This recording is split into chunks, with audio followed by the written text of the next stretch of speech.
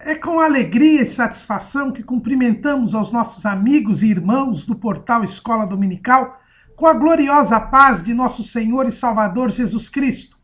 Estamos dando início a mais uma pré-aula, esta ferramenta que o portal Escola Dominical disponibiliza no início da semana para que os irmãos e amigos possam melhor preparar durante toda a semana a sua aula da Escola Bíblica Dominical. Vejam esta pré-aula, leiam a revista das lições bíblicas, leiam os textos de apoio que nós colocamos no site do portal Escola Dominical, cujo endereço é colocado aí ao longo da exposição. Vejam também nas redes sociais do portal Escola Dominical, no Facebook, no Twitter, no LinkedIn, outros links de outras videoaulas e de outros textos de apoio que nós disponibilizamos ao longo da semana. Também assistam a aula no sábado, às 19 horas, diretamente da Assembleia de Deus, Ministério do Belém, na sede aqui em São Paulo, onde os irmãos podem elucidar as suas últimas dúvidas. E ao longo da semana, se tiverem alguma dúvida, postem lá na sala dos professores. O cadastramento no site do portal Escola Dominical está suspenso.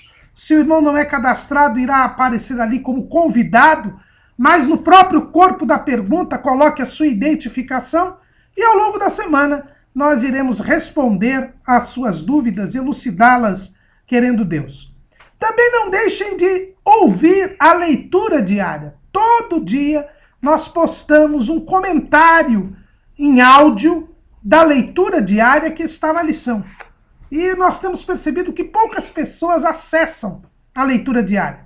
A leitura diária é um reforço aos pensamentos, ao tema da lição. Por isso nós convidamos o irmão a todo dia ir ao portal Escola Dominical e ouvir a leitura diária. Nós estamos estudando neste trimestre o tema Fé e Obras, ensinos de Tiago para uma vida cristã autêntica. Estamos estudando a Epístola Universal de Tiago. O comentarista deste trimestre é o pastor Eliezer de Lira e Silva, que é pastor das Assembleias de Deus em Curitiba, na capital do estado do Paraná. E hoje iremos estudar a lição de número 9, que tem como tema A verdadeira sabedoria se manifesta na prática. Mais uma vez, vamos ver que o irmão do Senhor, Tiago, o autor desta epístola que nós estamos a estudar, ele se preocupa com as ações, com o comportamento, com a conduta. E nós estamos, então, terminando o capítulo 3 da Epístola de Tiago. Hoje nós vamos estudar o capítulo 3, dos versículos 13 até o versículo 18. Lembrando que no capítulo 3, Tiago, depois de ter mostrado que a verdadeira fé se mostra pelas obras, ele começa a elencar, conforme o resumo do livro de Tiago, conforme o esboço do livro de Tiago, que foi colocado pela Bíblia de Estudo Pentecostal, e que se encontra na nossa revista, na página 5 da lição do mestre. A partir do capítulo 3, Tiago vai se preocupar com os obstáculos, os impedimentos, os perigos que envolvem a vida espiritual do cristão sobre a face da terra. O crente está aqui de passagem, é um peregrino, mas nesta passagem, nesta peregrinação terrena, diz Tiago que existem alguns obstáculos, alguns impedimentos, alguns perigos que podem nos impedir de chegar ao céu. O primeiro deles nós estudamos na lição anterior, que é a língua. A língua, nós vimos, é um grande perigo que pode nos impedir de chegar ao céu. Mas depois da língua, nós temos o segundo obstáculo. E é este obstáculo que nós iremos estudar hoje. Qual é este impedimento que pode frustrar a nossa jornada para o céu, a nossa caminhada para o céu? é a sabedoria terrena, animal e diabólica. A falsa sabedoria. E Tiago, então, depois de ter tratado da língua, vai tratar sobre a questão da falsa sabedoria. E como diz o título da nossa lição, a verdadeira sabedoria se manifesta na prática. Quando nós falamos em sabedoria, nós temos de nos lembrar que sabedoria não se confunde nem com a erudição, nem com cultura, nem com escolaridade e nem com experiência de vida. A sabedoria é saber fazer a coisa certa, na hora certa, do modo correto. E nem sempre quem sabe fazer a coisa certa, na hora certa, do modo correto, é uma pessoa que é portadora de títulos acadêmicos, que estudou muitos anos. E muito menos é uma pessoa que tem uma idade avançada, que já teve várias experiências ao longo da vida. Tiago começa o trecho que nós vamos estudar hoje com a seguinte pergunta: quem dentre vós é sábio e entendido? Mostre pelo seu bom trato as suas obras em mansidão de sabedoria. Tiago está, como nós podemos bem observar aqui, a dizer com todas as letras que o sábio e entendido não é reconhecido pelos diplomas, não é reconhecido pelo seu currículo, não é reconhecido pelos seus anos de estudo, pelo seu grande domínio intelectual, mas muito pelo contrário, ele é conhecido, a sua sabedoria é reconhecida pelo seu bom trato e pelas suas obras, que são feitas em mansidão de sabedoria. Assim como a fé é provada por atitudes, por um comportamento, assim como o amor é provado por atitudes, por um comportamento, a sabedoria ela é provada através de um comportamento, através de uma atitude. O sábio e entendido, diz Tiago, é reconhecido pelo bom trato e pelas obras em mansidão de sabedoria. Este dizer de Tiago mostra-nos com absoluta clareza que o irmão do Senhor era um judeu. Porque a palavra conhecer tem um sentido diferente entre os judeus do que entre os gregos. Os gregos, eles chamam de conhecimento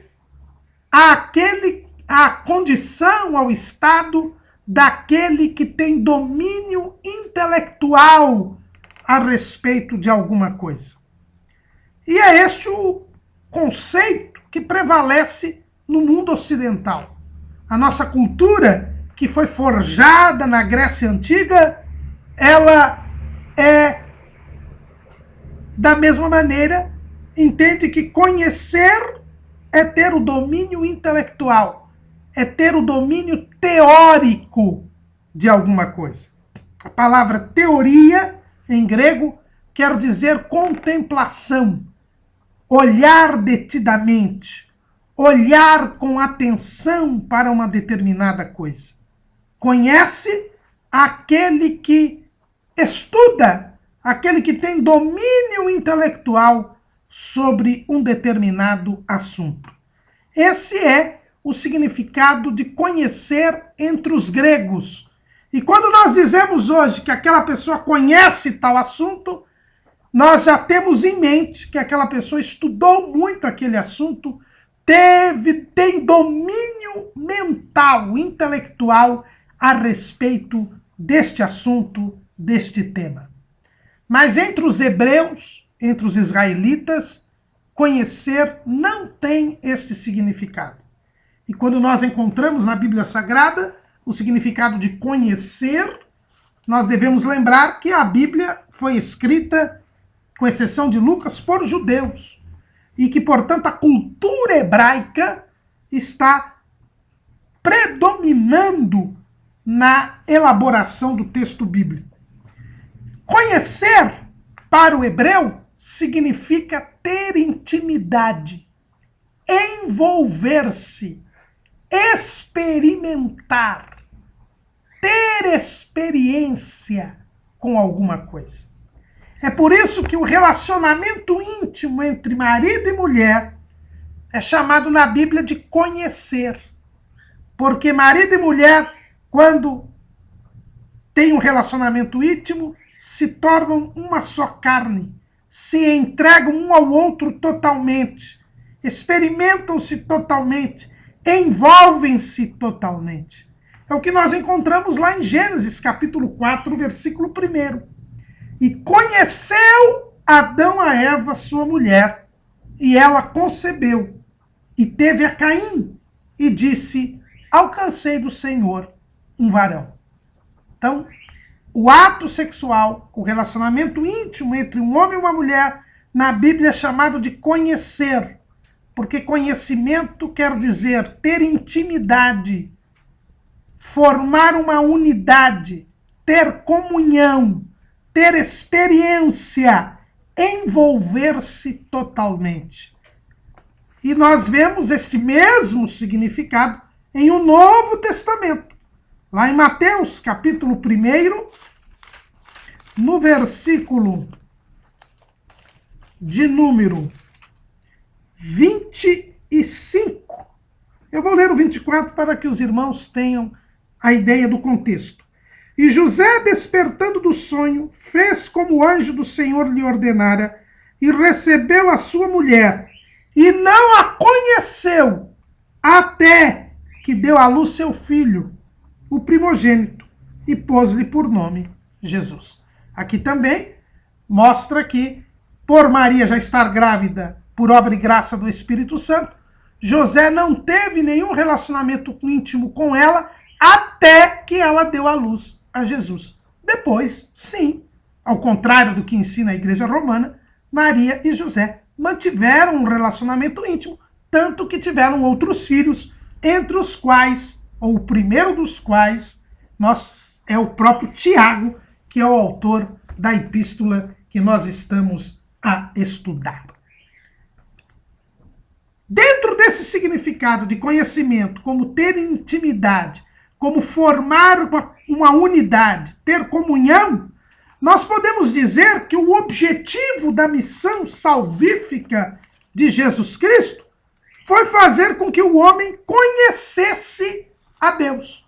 Neste sentido, de que estabelecesse uma unidade, uma comunhão com Deus, a partir do perdão dos pecados pelo sacrifício de Cristo Jesus. É o que nós encontramos no Evangelho segundo escreveu João, capítulo 17, versículos 20 e 21. E não rogo somente por estes, mas também por aqueles que pela sua palavra hão de crer em mim, para que todos sejam um, como tu, ó Pai, o és em mim e eu em ti, que também eles sejam um em nós, para que o mundo creia que tu me enviaste. Então, se o propósito, o objetivo da missão de Jesus é que os homens que creem nele se tornem um com ele e com o Pai, e se tornar um, ter intimidade, ter comunhão, é conhecer, nós vemos que um dos propósitos da missão de Jesus Cristo é que os homens conhecessem a Deus. E para conhecer a Deus, é preciso ter intimidade com Ele. É preciso formar uma unidade entre o homem e Deus, o que é possível pela pessoa de Cristo Jesus. O crente se torna um com Deus, se torna participante da natureza divina, porque passa a conhecer a Deus. E é neste sentido que nós devemos e que nós então compreendemos perfeitamente o último conselho que Pedro deixa à igreja na sua última carta, lá na segunda carta de Pedro, capítulo 3, versículo 18. Antes crescei na graça e conhecimento de nosso Senhor e Salvador Jesus Cristo. Conhecer a Jesus é ter intimidade com Jesus, é ter comunhão com Jesus, é ser um com Jesus. É isto que significa conhecer entre os israelitas. É este o significado da palavra conhecer na Bíblia Sagrada. E diz Tiago, se alguém é sábio e entendido, mostre pelo seu bom trato as suas obras em mansidão de sabedoria. O primeiro ponto que nós devemos aqui compreender é que se alguém se diz sábio e entendido, é porque ele tem sabedoria. E a sabedoria, Tiago já nos ensinou, e nós estudamos isso na lição de número 3. Tiago diz que a sabedoria tem por origem Deus, e não qualquer homem. A sabedoria, ela tem origem em Deus. Está lá em Tiago, capítulo 1, versículo 5. E se algum de vós tem falta de sabedoria, peça a Deus, que a todos dá liberalmente, e a não lance em rosto, e ser-lhe-á dada. A sabedoria, ela tem origem em Deus. Então, se alguém é sábio e entendido, é porque pediu a Deus sabedoria, e Deus lhe a concedeu. Então, nós temos que entender isso em primeiro lugar, irmãos. Que a sabedoria verdadeira, e o título da nossa lição é a verdadeira sabedoria, essa sabedoria se origina em Deus. Mais precisamente, em Jesus Cristo. Por quê? Porque o apóstolo Paulo nos diz, lá em 1 Coríntios, capítulo 1, versículo 30, ele nos diz o seguinte: mas vós sois dele, em Jesus Cristo, o qual para nós foi feito por Deus sabedoria, e justiça, e santificação, e redenção. Deus foi feito para nós sabedoria.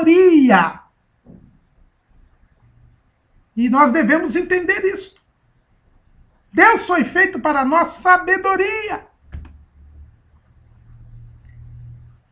Jesus foi feito para nós sabedoria. E quando nós estudamos no último trimestre do ano passado os livros de Provérbios e de Eclesiastes, nós até colocamos um apêndice para tratar deste assunto. A sabedoria que é Cristo Jesus já fora apresentada por Salomão no livro de Provérbios. Lá no capítulo 1, versículo 20, ele diz assim: a suprema sabedoria altissonantemente clama de fora, pelas ruas levanta a sua voz. No capítulo 8, também do livro de Provérbios, no versículo 22, nós vemos assim: o Senhor me possuiu no princípio de seus caminhos, e antes de suas obras mais antigas.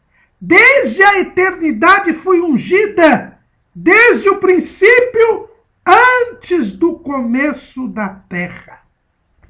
Então a sabedoria é apresentada aqui como eterna, como existente antes mesmo da fundação do mundo, antes mesmo da criação do mundo. E estas palavras de Salomão em Provérbios 8 nos remetem ao Evangelho segundo escreveu João, capítulo 1, versículo 1, que nos diz assim: no princípio era o Verbo, e o Verbo estava com Deus, e o Verbo era Deus. E essa palavra verbo, nós sabemos que no original grego é logos, e nós falamos desta palavra na lição anterior.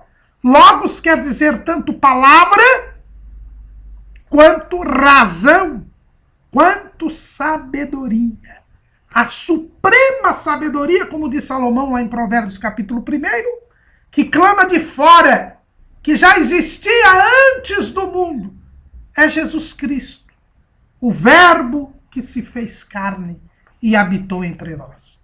Então, a sabedoria, ela é vinda de Deus, é o próprio Deus, na pessoa bendita de nosso Senhor e Salvador Jesus Cristo. E é por isso que o princípio da sabedoria é o temor a Deus.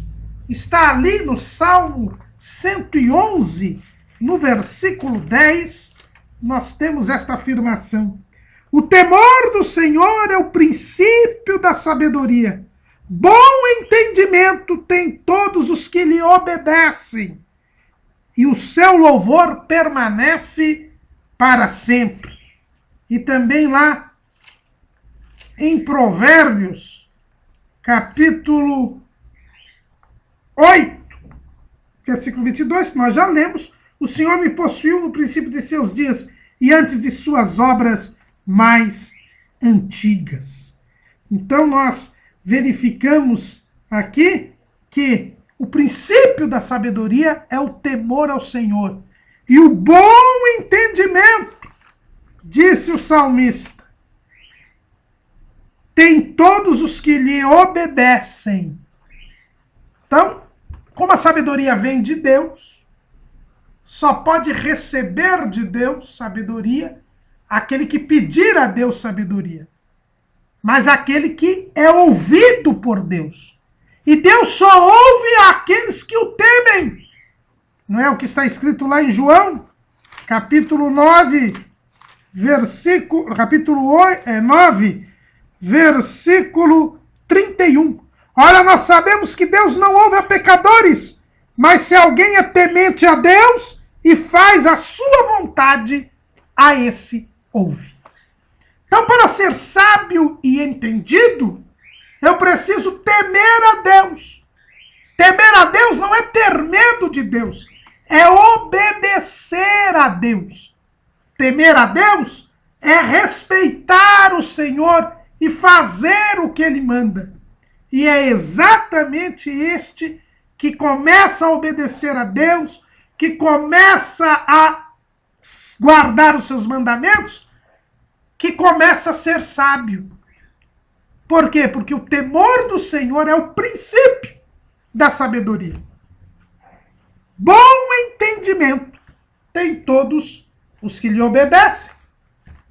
Então, para que eu possa ser sábio e entendido, eu preciso ouvir e praticar a palavra de Deus. Nós já vimos na aula passada, e na aula anterior ainda, nós vimos que Tiago diz que não adianta ouvir, entrar por aqui e sair por aqui. Não, é preciso entrar por aqui e cair no coração e eu praticar esta palavra. Não se pode ser ouvinte esquecido, mas se deve ser cumpridor da palavra. Sem ouvir e praticar a palavra, sem cumprir a palavra, eu jamais poderei ser sábio e entendido. O sábio e entendido é aquele que ouve e pratica a palavra, cumpre a palavra, porque ele é obediente à palavra. O princípio da sabedoria começa na obediência à palavra. Quem é temente a Deus, obedece a palavra. E por obedecer a palavra, começa a se tornar sábio. Pois o princípio da sabedoria é o temor a Deus. Quando Tiago fala, mostre pelo seu bom trato, esta palavra bom trato, que é a primeira característica, a primeira prova da presença da sabedoria na pessoa de alguém, é a palavra grega anastrofe, que quer dizer conduta. Eu tenho que mostrar pela minha conduta, pelo meu comportamento, é que eu mostro se eu sou sábio ou não. Se eu sou sábio e entendido. E o salmista diz que o bom entendimento só tem aqueles que obedecem à palavra de Deus. Então, se eu tenho um comportamento de obediência à palavra de Deus, se eu tenho um comportamento, uma conduta de guarda dos mandamentos do Senhor, se eu cumpro o que se encontra na Bíblia Sagrada, eu mostro neste meu comportamento de obediência a minha sabedoria. Mas há mais. Tiago diz que além do meu bom trato, do meu comportamento, eu também provo a minha sabedoria, mostro a minha sabedoria, através de obras em mansidão de sabedoria. E esta expressão que Tiago usa de mansidão de sabedoria nos leva de novo à prática da palavra de Deus.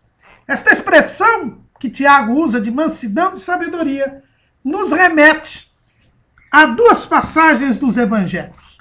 A primeira, no evangelho segundo escreveu Mateus, no capítulo 11, que diz assim, versículo 25. Naquele tempo, respondendo Jesus, disse: graças te dou, ó Pai, Senhor do céu e da terra, que ocultaste estas coisas aos sábios e entendidos, e as revelaste aos pequeninos. Sim, ó Pai, porque assim te aprouve. Todas as coisas me foram entregues por meu Pai, e ninguém conhece o Filho, senão o Pai, e ninguém conhece o Pai, senão o Filho, e aquele a quem o Filho o quiser revelar. Vinde a mim todos os que estáis cansados e oprimidos, e eu vos aliviarei. Tomai sobre vós o meu jugo, e aprendei de mim, que sou manso e humilde de coração, e encontrareis descanso para as vossas almas. Mateus aqui relata um instante, que diz assim, naquele tempo, em que Jesus explode de alegria espiritual. Mas que momento é este?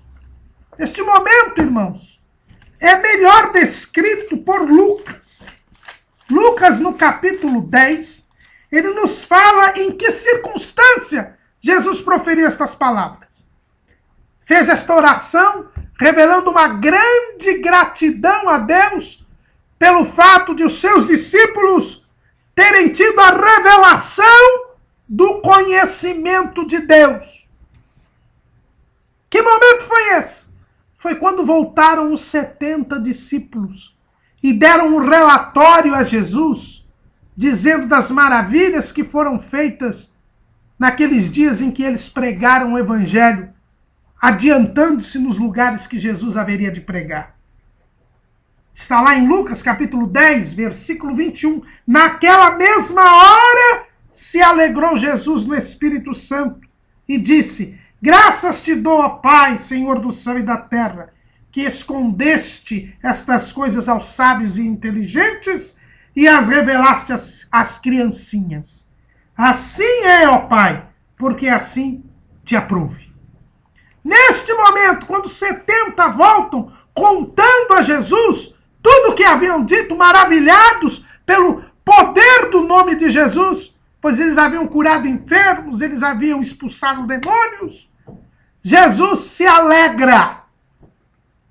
E ele diz que aqueles pequeninos, os seus discípulos, é que tinham a sabedoria verdadeira. Porque eles haviam recebido diretamente de Deus, por intermédio dele, Jesus Cristo. Ele diz, graças te dou, ó Pai, porque ocultaste estas coisas aos sábios e entendidos e as revelaste aos pequeninos. Porque ninguém conhece o Filho, senão o Pai, e ninguém conhece o Pai, senão o Filho, e aquele a quem o Filho quiser revelar.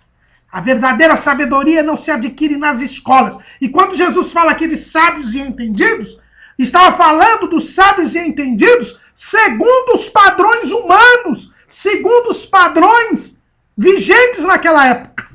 Porque o verdadeiro sábio e entendido, como diz Tiago aqui, é aquele que prova a sua sabedoria pela comunhão com Deus. Quando Jesus fala de sábios e entendidos em Mateus, está falando dos mestres judeus, dos escribas, dos doutores da lei, daqueles que ocupavam a cadeira de Moisés, mas que não conheciam a Deus. Por quê? Porque eles conheciam a letra da lei, interpretavam a lei, conheciam os 613 mandamentos da lei, criaram uma série de tradições em cima das suas interpretações, mas eles não conheciam a Deus, porque eles não tinham intimidade com Deus, porque eles não tinham nascido de novo. É a mesma situação que Nicodemos vai ser confrontado no seu diálogo com Jesus. Ele que era o príncipe dos judeus, o maior dos mestres dos judeus, não sabia o que era nascer de novo. E Jesus disse, olha, se você não nascer de novo, se você não tiver perdão dos seus pecados, se você não crer em mim, Nicodemos, você de maneira nenhuma vai conhecer a Deus. Porque só conhece o Pai aquele a quem o Filho quiser revelar. E Jesus então agradece a Deus, porque abre a oportunidade de uma comunhão com Ele, com o Pai. Permite que nós sejamos um com o Pai por Jesus Cristo. Estes são os verdadeiros sábios e entendidos. Mas para ser sábio e entendido, disse Jesus, aprendei de mim, que sou manso e humilde de coração, e encontrareis descanso para as vossas almas. Para mostrar a sabedoria de Tiago, é preciso ter um bom trato, ter um comportamento, mas é preciso também ser um manso e humilde de coração, porque eu só posso mostrar as minhas obras em mansidão de sabedoria se eu for manso. E para eu ser manso e humilde de coração, só com Jesus, porque Ele é manso e humilde de coração. Então a verdadeira sabedoria exige que nós aprendamos de Jesus. E aprender de Jesus é ter a revelação de Deus, e a revelação de Deus aqui está. Mas não é ter a Bíblia intelectualmente, não. Mas é ter experiência com Jesus, ter comunhão com Jesus, fazer a vontade de Jesus. E aí sim, nós vamos aprender com Ele. Assim sim, nós vamos aprender dele. E vamos passar a imitá-lo, a tê-lo como exemplo, a seguir as suas pisadas. E assim, nós nos tornaremos sábios e entendidos. Eu só posso ser sábio e entendido se eu tiver um comportamento de obediência à palavra de Deus. E se eu for manso e humilde de coração. E eu só serei manso e humilde de coração se eu aprender com Jesus, se eu tiver comunhão com Ele. Mas Tiago não se limita a dizer como se mostra a verdadeira sabedoria. Ele também vai nos dizer a respeito da falsa sabedoria, que é este perigo que pode fazer com que eu fracasse na minha peregrinação terrena para o céu. O sábio e entendido deve mostrar pelo seu comportamento e de obediência à palavra de Deus e pelo seu aprendizado com Jesus, que o torna manso e humilde de coração, ele deve mostrar a sua verdadeira sabedoria. Mas ao lado da verdadeira sabedoria, existe a falsa sabedoria. E eu não posso ter a falsa sabedoria se eu quiser ir para o céu. É um perigo eu querer ir para o céu a acolhendo esta falsa sabedoria. E esta falsa sabedoria é descrita por Tiago. Tiago diz assim: mas, se tendes amarga inveja e sentimento faccioso em vosso coração, não vos glorieis, nem mintais contra a verdade. Essa não é a sabedoria que vem do alto, mas é terrena, animal e diabólica.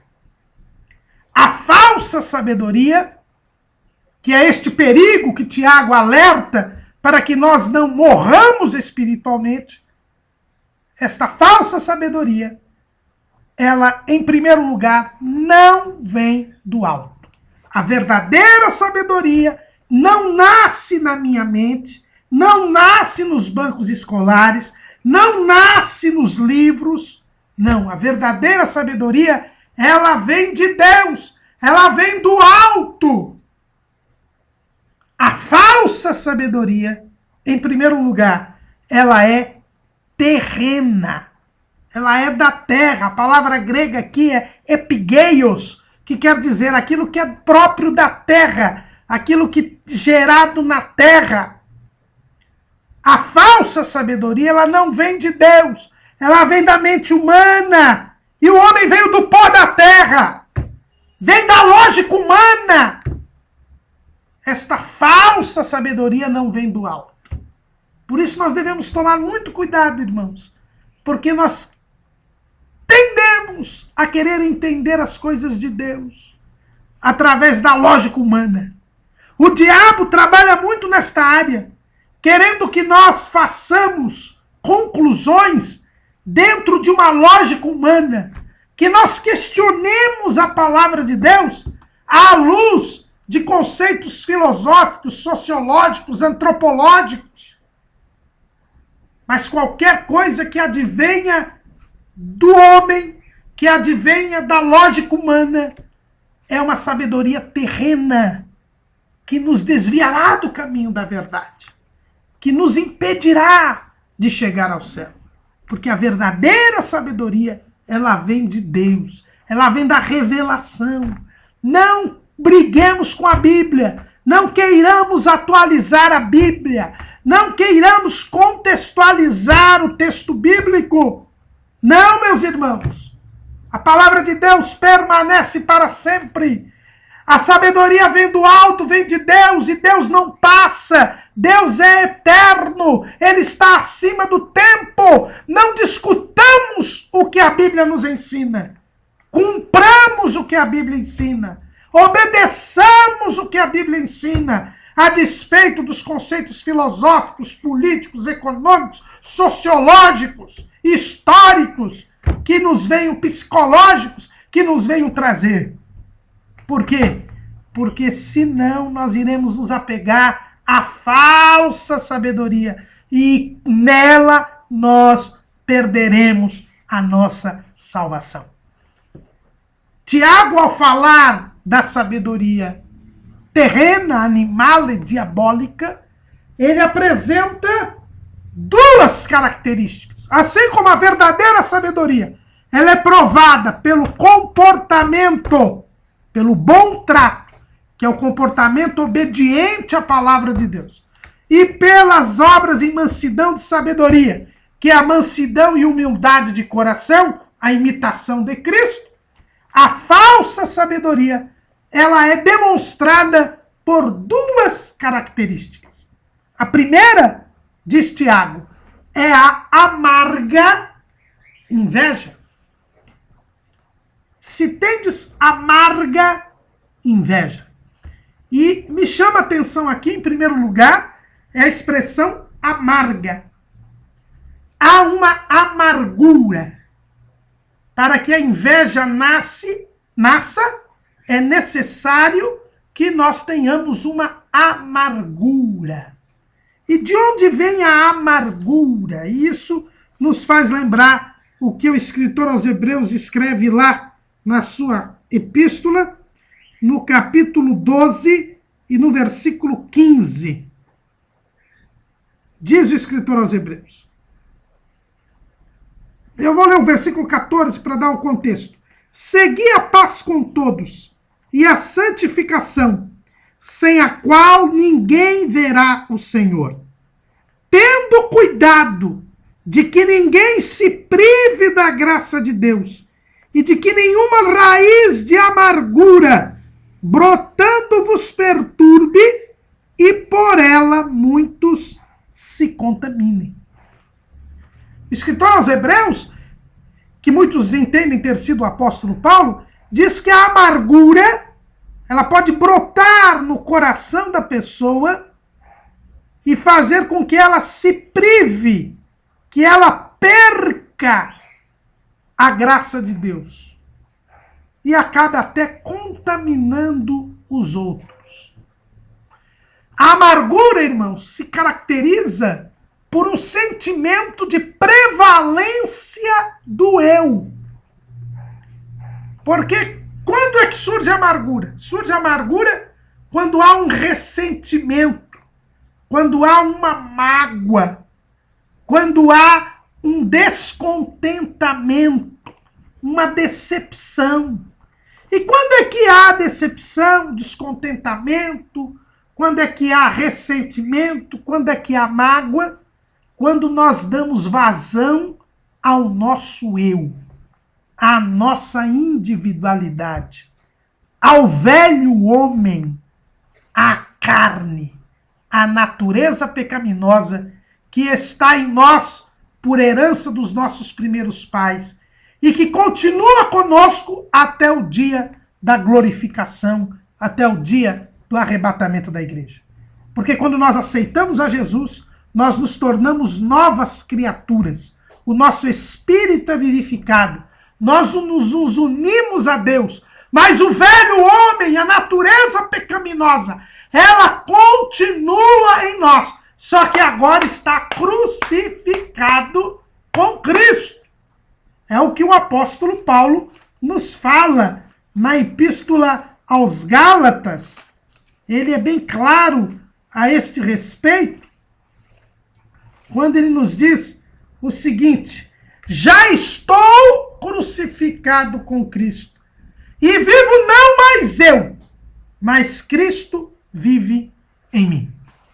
O eu tem que ser crucificado com Cristo.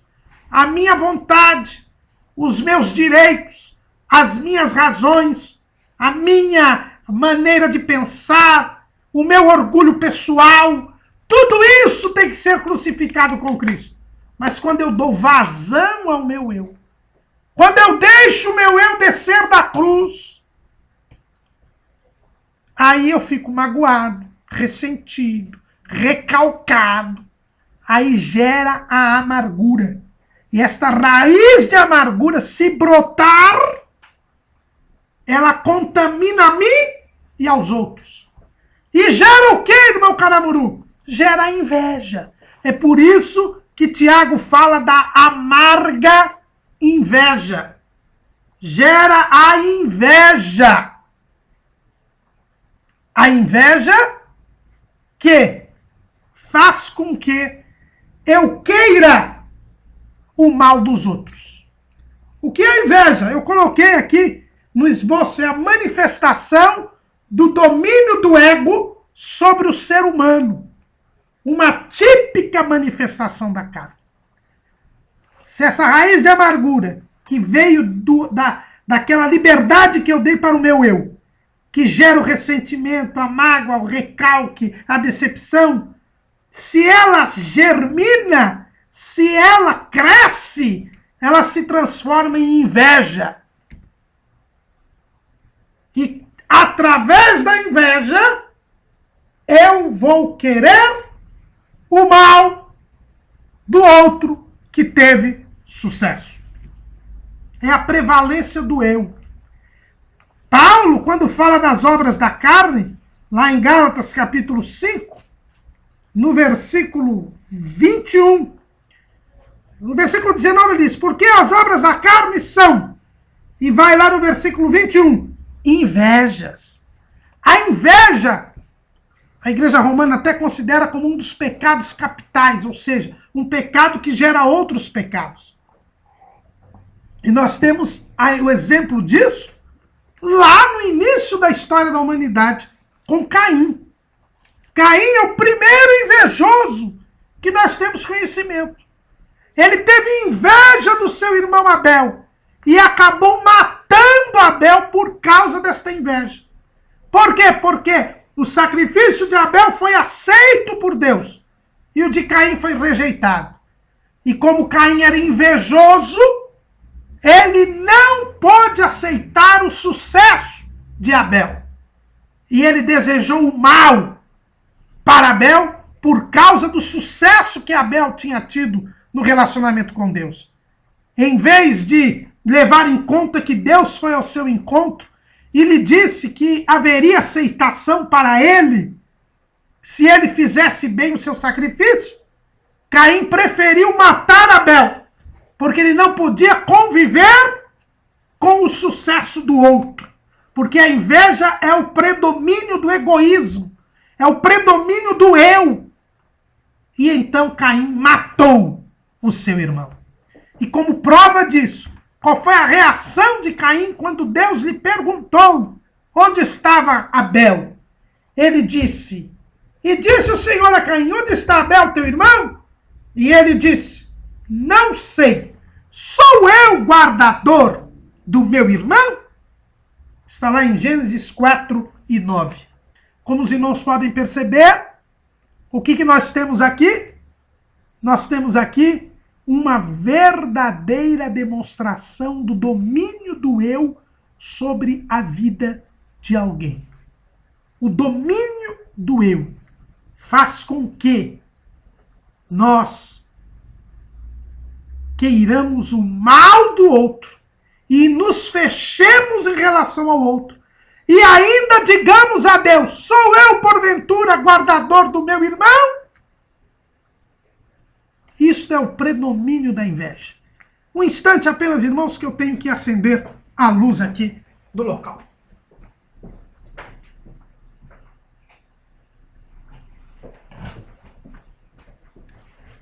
Já estamos de retorno. Então, irmãos, o eu prevalecendo começa com amargura, leva eu a desejar o mal para o outro. Não há condições, amados irmãos, de uma sabedoria vinda da parte de Deus, que amou o mundo de tal maneira que deu o seu Filho unigênito, ter amarga inveja. Porque se eu tenho amarga inveja, é porque eu estou sendo dominado pelo eu. Estou sendo dominado pela carne. E é por isso que Paulo diz que a inveja é obra da carne. A falsa sabedoria sempre deseja o mal do outro.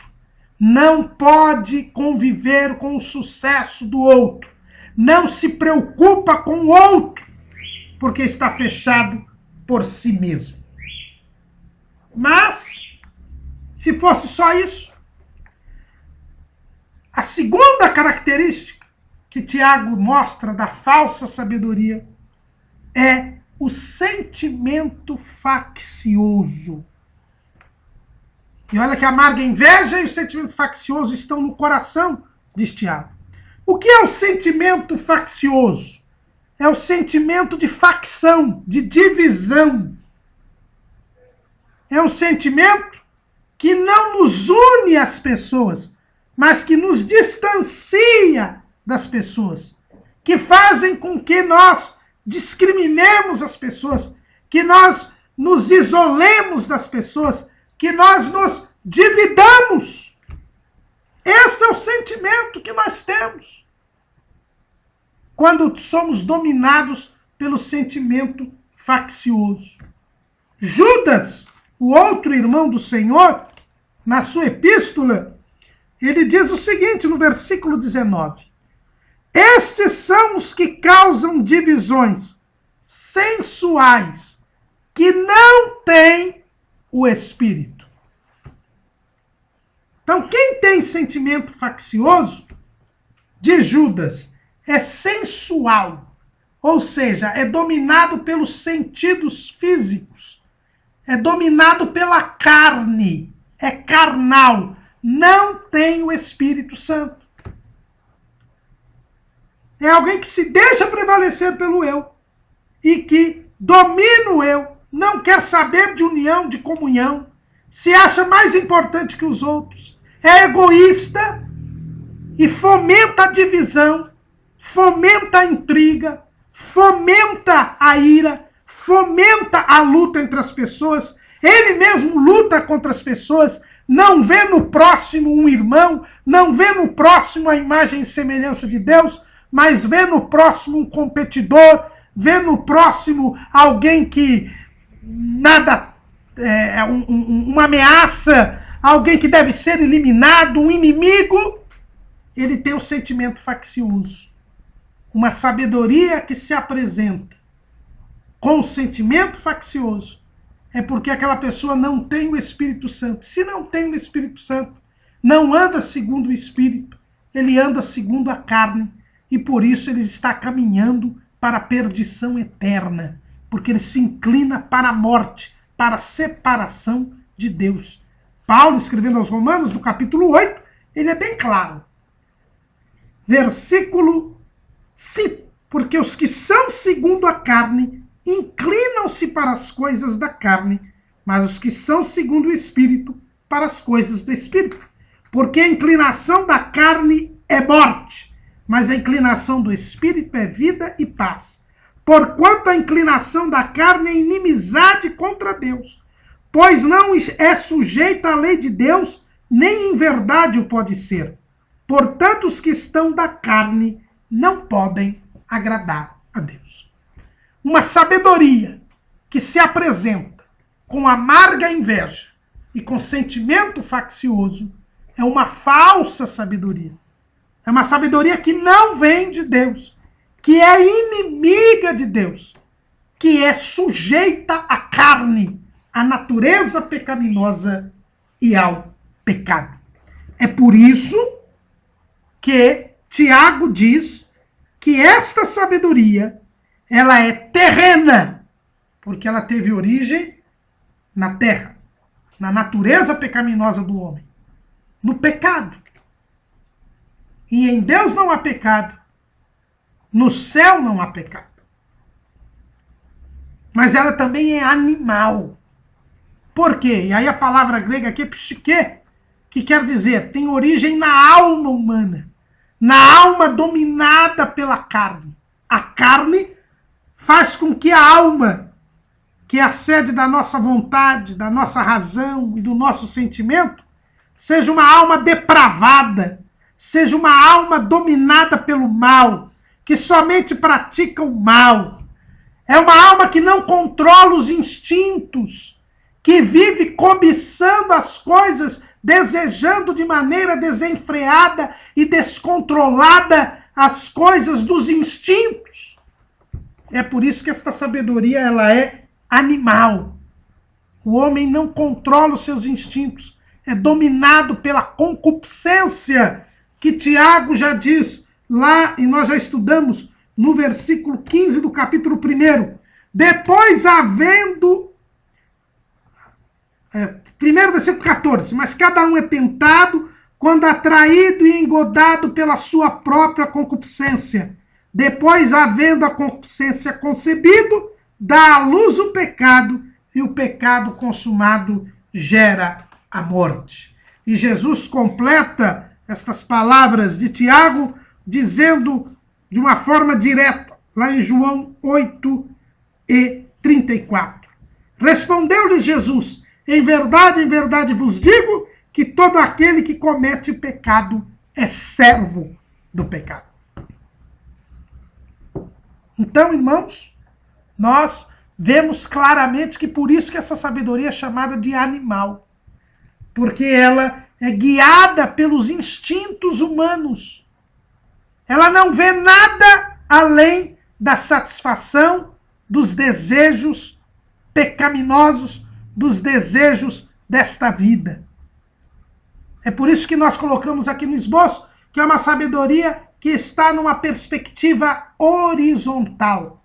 Jesus disse no Sermão do Monte, E mais uma vez nós vemos Tiago remetendo ao Sermão do Monte. Ele disse lá em Mateus capítulo 6, versículo 31, não andeis, pois, inquietos, dizendo que comeremos, ou com que beberemos, ou com que nos vestiremos, porque todas estas coisas os gentios procuram. De certo, o vosso Pai Celestial bem sabe que necessitais de todas estas coisas. Mas buscai primeiro o reino de Deus e a sua justiça, e todas estas coisas vos serão acrescentadas. Quem tem a sabedoria animal, a falsa sabedoria, vive a vida em função das coisas desta vida. Não consegue enxergar para o céu, para as coisas de Deus, para o reino de Deus e a sua justiça. Só se importa com comer, beber e vestir. Só se importa com as coisas desta vida. Quem tem a sabedoria terrena perde a visão do reino de Deus, perde a visão da eternidade, fica preso às coisas deste mundo. Paulo, escrevendo lá em Colossenses, capítulo 3, versículo 1, ele diz, portanto, se já ressuscitastes com Cristo, buscai as coisas que são de cima, onde Cristo está sentado à destra de Deus. Pensai nas coisas que são de cima e não das que estão na terra, porque já estáis mortos e a vossa vida está escondida com Cristo em Deus. Mas quem tem a sabedoria terrena, animal e diabólica, só enxerga as coisas desta vida. Não consegue ver as coisas de cima, porque não nasceu de novo, continua morto em seus delitos e pecados. A sabedoria humana, a sabedoria terrena, animal e diabólica, a falsa sabedoria, nos faz perder a visão do céu. E é por isso que nós perdemos a nossa salvação, se nos apegarmos a esta falsa sabedoria. E aí nós entendemos o que Paulo escreveu em 1 Coríntios, capítulo 15, versículo 19. Se esperamos em Cristo só nesta vida, somos os mais miseráveis de todos os homens. Querer Jesus para ter o carro do ano, para ser rico, para ter um bom emprego, para ter uma mansão, para ter uma frota de carros, como a teologia da prosperidade defende.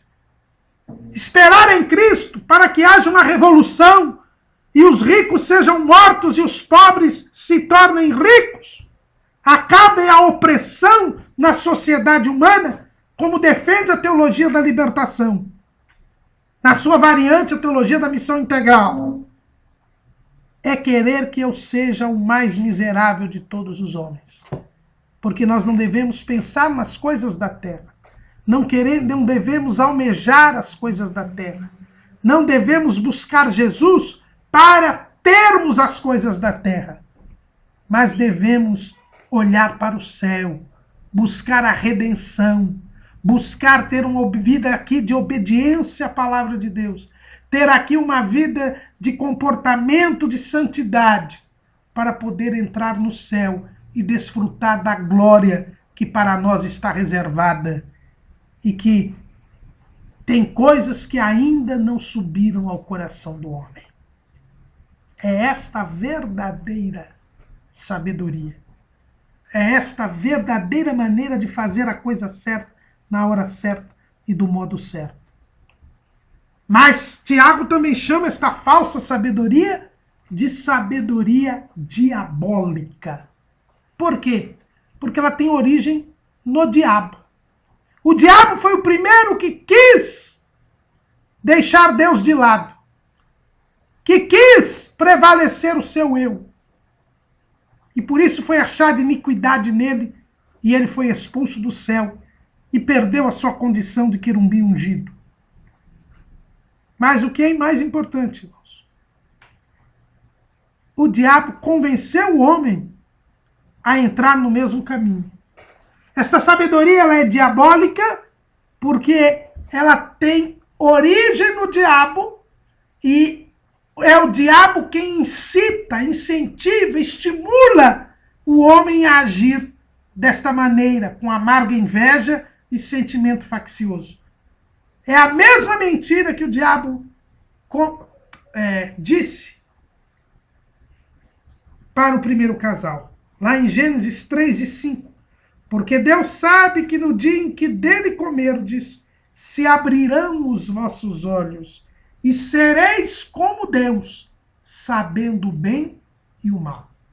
A oferta mentirosa de Satanás, que oferece ao homem uma sabedoria independente de Deus, que oferece ao homem a possibilidade de um conhecimento que não venha de Deus, que inclusive compita com Deus.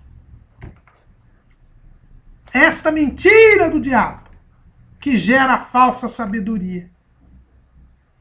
E o primeiro casal comeu o fruto, viu que estava nu, seus olhos foram abertos para verem maldade na nudez, para perderem a inocência. Mas eles ficaram separados de Deus, sem ter condição de ser felizes. É por isso que Tiago chama esta sabedoria de diabólica. Porque ela sempre tem origem na aceitação da proposta mentirosa de Satanás de vivermos como se Deus não injustisse. E Tiago, depois de ter mostrado como esta falsa sabedoria, que ele chama de animal, de terrena, animal e diabólica, ele diz que onde há inveja e espírito faccioso, aí há perturbação e toda a obra perversa. O que é que gera a falsa sabedoria? O que gera esta sabedoria nascida no homem, dominada pelo pecado, alimentada e caracterizada pela amarga inveja e pelo sentimento faccioso?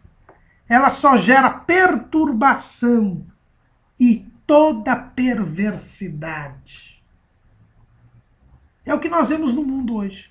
O que nos traz o desenvolvimento tecnológico? O que nos traz toda a multiplicação da ciência, profetizada inclusive por Daniel?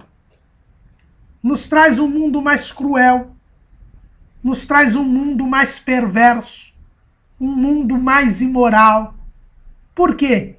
Porque essa sabedoria terrena, animal e diabólica, ela produz perturbação e perversidade. Nós vemos hoje quanta miséria. Acabamos, no mês de junho, de vermos o início da Primeira Guerra Mundial, que os europeus chamam de a Grande Guerra. Um conflito terrível que envolveu o mundo inteiro, onde morreram milhares e milhares, milhões de pessoas, e onde a ciência que tinha se desenvolvido grandemente em 200 anos, 150 anos, ser usada para matar as pessoas, para destruir sociedades. E pouco tempo depois, 20 anos depois, vem a Segunda Guerra Mundial, que foi ainda pior do que a primeira. E de lá para cá, quanta mortandade, quanta maldade se faz com o uso da tecnologia. Porque a tecnologia é má? Não, ela não é má. Mas porque ela vem da falsa sabedoria, da sabedoria animal, terrena e diabólica. E onde há inveja e espírito faccioso, diz Tiago, aí há perturbação e toda a obra perversa. É isto que gera a falsa sabedoria. Mas a verdadeira sabedoria, diz Tiago, ela é diferente. A sabedoria verdadeira, aquela que vem do alto, aquela que vem de Deus, diz Tiago, mas a sabedoria que do alto vem, ela traz outras coisas, ela tem outras características. O verdadeiro sábio e entendido, aquele que obedece a palavra de Deus, aquele que pratica a palavra de Deus, que teme a Deus, aquele que é manso e humilde de coração. A verdadeira sabedoria, ela é, em primeiro lugar, pura. Pura. Por quê? Porque Deus é santo. Lá em 1 de Pedro 1,16, nós encontramos Pedro dizendo o seguinte, versículo 15, mas como é santo aquele que vos chamou, sede vós também santos em toda a vossa maneira de viver, porquanto escrito está, sede santos, porque eu sou santo. A sabedoria, ela é pura. O verdadeiro sábio, ele vive separado do pecado. Pureza aqui significa separação do pecado. O verdadeiro sábio e entendido, ele vive separado do pecado. De nada adianta eu ser doutor em divindade. De nada adianta eu conhecer a Bíblia toda de cor, nos originais, se eu não vivo separado do pecado. A verdadeira sabedoria é pura. Quem conhece a Jesus, quem tem intimidade com Jesus, vive separado do pecado. Mas a sabedoria depois, ela é pacífica. Ou seja, o sábio, ele não cria divisões, ele não cria dissensões, ele não cria intrigas, ele traz a reconciliação. Nós temos a igreja, o corpo de Cristo, tem o ministério da reconciliação. Ele tem a tarefa de levar as pessoas ao encontro com Deus, a ter comunhão com Deus. É por isso que no Sermão do Monte, Jesus disse, bem-aventurados os pacificadores, porque eles serão chamados filhos de Deus. O verdadeiro sábio, ele promove a paz, ele promove a união, porque a palavra paz em hebraico, shalom, quer dizer integração, comunhão. Como é que eu posso receber sabedoria de Cristo, que é o príncipe da paz, está lá em Isaías 9,6, que nos prometeu dar a paz, que está lá em João 14,27? Se eu mesmo não promovo a paz, não promovo a união entre as pessoas. O sábio e entendido é um homem de paz, é um homem de reconciliação, é um homem que perdoa e que é perdoado, é um homem que faz com que as pessoas se perdoem. Essa é a verdadeira sabedoria. Mas a verdadeira sabedoria também, diz Tiago, ela é moderada. Ou seja, é prudente. O sábio, ele é prudente. Porque a ciência do santo é a prudência. Está escrito lá em Provérbios 9:10. O verdadeiro sábio, a verdadeira sabedoria, nos traz o autocontrole, nos traz a temperança, que é o domínio próprio. Nós não somos levados pelos nossos instintos. Nós não somos dominados pela carne. O sábio sabe se controlar. O sábio sabe se comportar. O sábio sabe dominar as suas emoções, os seus sentimentos. Não permite que surja qualquer coisa da carne no seu interior.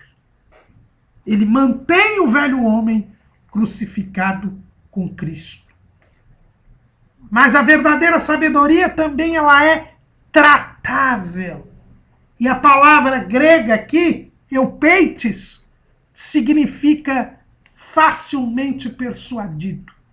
O sábio é humilde de coração. Por isso nenhum sábio, verdadeiramente sábio, se considera um dono da verdade. Está sempre aberto à mudança. Está sempre aberto a conselhos. Está sempre aberto a ponderações. A começar de Deus. Porque ele é humilde. Ele sabe que nada sabe. E ele quer sempre aprender. Ele é aberto ao outro. Ele não é egoísta. Ele não se considera o senhor da situação, o dono da verdade. Ele sabe que a verdade é Cristo. E que ele é apenas um aprendiz. Isto que quer dizer tratável. A sabedoria tratável. é aquela pessoa com quem se pode conversar, com quem se pode argumentar, com quem se pode dialogar, porque ela é humilde. Ela primeiro ouve para depois falar. Mas a verdadeira sabedoria, ela também é cheia de misericórdia. O sábio, ele tem prazer em fazer o bem. O sábio, ele não quer se vingar, ele não quer dar para a pessoa aquilo que ela merece. Porque a misericórdia é não dar a alguém o que a pessoa merece. Deus é misericordioso, e se a sabedoria vem de Deus, ela é cheia de misericórdia. Em Êxodo 22 e 27, no tempo da lei, irmãos, olha como está escrito, Êxodo 22 e 27.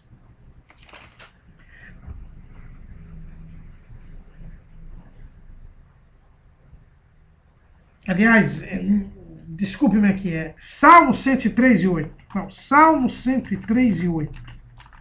Salmo 103 e 8. Diz assim: misericordioso e piedoso é o Senhor, longânimo e grande em benignidade. Deus é misericordioso. Ele não dá aquilo que nós merecemos. E o sábio, ele não dá aquilo que as pessoas merecem. Mas a sabedoria também, ela é cheia de bons frutos. E aqui nós voltamos àquilo que Tiago tem falado sempre. O sábio, ele vai mostrar a sua sabedoria pelas suas boas obras. Quem é sábio faz coisas boas. Quem é sábio não é aquele que pensa, não é aquele apenas que medita, não é aqueles que têm pleno conhecimento. Não é só aquele que fala, é aquele que faz coisas boas. Jesus é a sabedoria, e por isso ele andou fazendo o bem e curando a todos os oprimidos do diabo. O sábio, ele prova a sua sabedoria através de boas obras. Ele está cheio de bons frutos, diz Tiago, de frutos de justiça, como está escrito lá em Filipenses 1 e 11. Mas o sábio também, ele é imparcial. Ele é justo. Ele não faz acepção de pessoas. Ele não privilegia A em detrimento de B. Ele trata todos igualmente. Ele reconhece no próximo a dignidade de ser imagem e semelhança de Deus. Ele não se acha superior aos demais. Ele não humilha os demais. Não. Eles são imparciais. E nós já estudamos a respeito disso numa lição anterior. Mas a sabedoria também é sem hipocrisia. O sábio, ele não fala uma coisa e faz outra. Como eram os sábios e entendidos que Jesus menciona lá em Mateus 11, os escribas e fariseus, que Jesus disse no capítulo 23 de Mateus: observai o que eles falam, mas não fazeis o que eles fazem. Não. O sábio, ele não é um ator. Ele não finge ser alguém. Ele vive aquilo que ele ensina. Ele pratica aquilo que ele mostra conhecer, mostra saber. Porque Deus, que é a origem da sabedoria, é a verdade. Está lá em Jeremias 10 e 10. Jesus Cristo, que é a sabedoria feita por Deus para nós, ele disse: eu sou o caminho, a verdade e a vida. E aí, Tiago termina este trecho, quando ele fala da sabedoria, nos dizendo que o fruto da justiça semeia-se na paz para os que exercitam a paz. Ou seja, quando eu semeio paz, e paz é a minha comunhão com Deus, quando eu entro em comunhão com Deus, eu semeio na paz e eu colho justiça. Por que que eu sou justo? Por que que eu tenho um bom trato? Por que que eu sou obediente a Deus? Por que que eu tenho as minhas obras em mansidão e humildade de coração? Por que que eu sou puro, pacífico, moderado, tratável, cheio de misericórdia, cheio de bons frutos, imparcial e sem hipocrisia. É porque eu entrei em comunhão com Jesus, porque eu conhecia Jesus, eu me envolvi com Jesus, eu me neguei a mim mesmo e passei a viver a vida que eu agora vivo na fé do Filho de Deus. Eu crio em Jesus e faço a vontade dele. Então não tem como errar. Se eu semeei paz, eu colho justiça. Eu colho obediência. Eu colho santidade. Eu colho um comportamento que me faz ser um pequeno Cristo, que me faz ser um imitador de Jesus, que me faz ser um cristão. Quando você semeia paz, quando você entra em comunhão com Jesus, pela fé em Cristo, você produz frutos de justiça. Mais uma vez nós vemos a perfeita harmonia entre os ensinos de Paulo e de Tiago. Esta é a verdadeira sabedoria. E se eu estou em comunhão com Cristo, e não mais vivo eu, mas Cristo vive em mim, eu não tenho outra condição senão revelar sabedoria, porque é o próprio Cristo. Se ele vive em mim, e ele é a sabedoria feita por Deus para nós, eu tenho que ser um sábio, porque é Cristo que vive em mim, é a própria sabedoria que está vivendo em mim. Tomás de Aquino, o grande teólogo e filósofo da Idade Média, ele fala a respeito da sabedoria e diz que a sabedoria não pode ser meramente intelectual, ela tem que ser prática. No seu principal livro, na sua principal obra, que é a Suma Teológica, ele diz assim: a sabedoria enquanto dom incumbe não somente contemplar as coisas divinas, senão também regular as ações humanas. E esta direção implica, em primeiro lugar, a remoção dos males contrários à sabedoria. Por isso se diz também do temor, que é o caminho da sabedoria. Salmo 111, versículo 10. Já que nos faz apartar-nos dos males. Por último, como remate, vem a tarefa de encaminhar toda a ordem devida, e isto é essencialmente a paz. Por isso são adequadas as palavras de São Tiago, dizendo que a sabedoria que do alto vem, dom do Espírito Santo, é primeiramente pura, para evitar a corrupção do pecado. Logo pacífica, efeito final da sabedoria, pelo qual dá razão de bem-aventurança. O que segue das palavras de São Tiago dá a conhecer as coisas pelas quais a sabedoria conduz à paz e em ordem conveniente. Com efeito, o que primeiro se oferece ao homem que se aparta da corrupção do pecado é que, enquanto possa, tenha medida em todas as coisas. E nesse sentido, se diz que é moderada. O segundo, que não basta a si mesmo, aceite o conselho dos demais. E por isso se diz que é tratável. Estas duas coisas permitem ao homem ter paz em si mesmo. Então a sabedoria conduz à paz, conduz à união com Deus. E diz Tomás de Aquino, por isso ela é pacífica, por isso ela é tratável. E moderada. Isso faz com que o homem tenha paz nela mesma.